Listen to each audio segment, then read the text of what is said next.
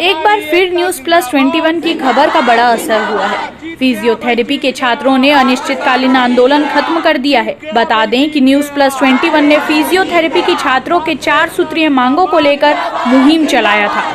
नमस्कार, मैं अविनाश और आप देख रहे हैं न्यूज़ प्लस 21। इस वक्त हम राजधानी रायपुर के शासकीय फिजियोथेरेपी महाविद्यालय पर मौजूद है, जहाँ 14 दिनों से लगातार जो छात्र हैं प्रदर्शन कर रहे थे और सरकार के द्वारा खबर प्रकाशित होने के बाद सरकार ने फिजियोथेरेपी के छात्रों की मांगों को मान लिया है।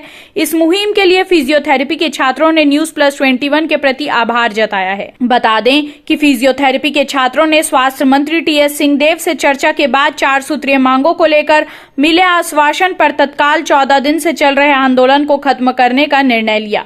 इसके साथ ही 27 दिसंबर से सारी कक्षाएं पूर्ववत संचालित होंगी। साथ ही इंटर्नशिप सेवाएं भी बहाल होंगी। 3 मांगों को लेकर आप धरने पर बैठे हैं, क्या हम हॉस्टल के लिए ज़मीन मांगने के लिए सरकार से बैठे थे। सरकार ने हमें जो ज़मीन आवंटित की थी वो किसी और को दे दी गई थी, लेकिन हमारे 14 दिन के संघर्ष में राम जी ने भी 14 वर्ष का वनवास झेला था, उसी तरह हम लोगों ने 14 दिन का आघातवास झेला है। और वो जो हमारे साथ आघात हुआ था ज़मीन किसी और को देने का, सरकार को झुकना पड़ा। हम सब ने मिलकर साबित किया है कि अगर छात्र संघ एकजुट हो जाए तो सरकार कितनी भी मजबूत हो उसको झुकना पड़ता है। और सरकार ने हमारी मदद की।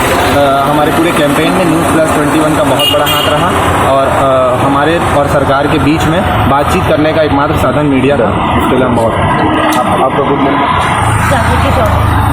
कैसे इस घटना को आप देखें हैं और किन मांगों को जो है और कौन कौन से मांगों को पूरा किया जाए सरकार के द्वारा? हम धरना पूरे 14 दिन अभी कंप्लीट हो गए हैं। 14 दिन से हम धरना कर रहे थे, हड़ताल कर रहे थे। और हमारा ओपीडी जो कि मेघाहारा में है वो बहुत छोटी जगह पे था, जहाँ पे बहुत परेशानियाँ होती थी और पेशेंट भी नहीं आ पाते थे पूरे। तो उन्होंने ऐसा आश्वासन दिया है कि मतलब यहाँ पे ट्रांसफ़र करेंगे ओपीडी और मतलब जगह को देखते हुए, क्योंकि वहाँ पे बहुत कम थी, तो यहाँ पे उसका निवारण करेंगे। आपका शुभ नाम? और कौन सी मांग है जिसको लेकर आप धरना कर रहे थे और उसमें सरकार के द्वारा आश्वासन दिया गया है या हम स्टाइपेंड के लिए, इंक्रीमेंट के स्टाइपेंड के लिए एक मांग रखी थी अपनी, तो उसमें फाइनेंस डिपार्टमेंट के द्वारा तक फाइल गई है रीवैल्यूएशन के लिए। उसके बाद हमको बोला गया है कि स्टाइपेंड के पेमेंट के लिए पूरा रीवैल्यूएशन फिर से होगा। मैं doctor Ravi Tiwari, physiotherapy intern. हम विगत कई वर्षों से पत्राचार के माध्यम से कर रहे थे। हमें उग्र होना पड़ा क्योंकि हमको लगातार इग्नोर किया जा रहा था। हम मंत्री जी से मुलाकात हुई, उन्होंने काफ़ी सकारात्मक रिस्पांस दिखाते हुए हमारी मांगों को जल्द से जल्द सजगता से, तत्परता से पूरी करने का वादा किया है।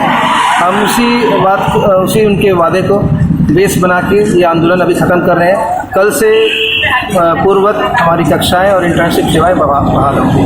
इस प्रकार से आपने देखा कि उनकी जो 4 मुख्य मांगे थी उसमें से जो मांग है वो सरकार के द्वारा पूरा किया गया। उन्हें आश्वासन दिया गया कि जल्दी हॉस्टल का व्यवस्था किया जाएगा, स्टाइपेंड का व्यवस्था किया जाएगा।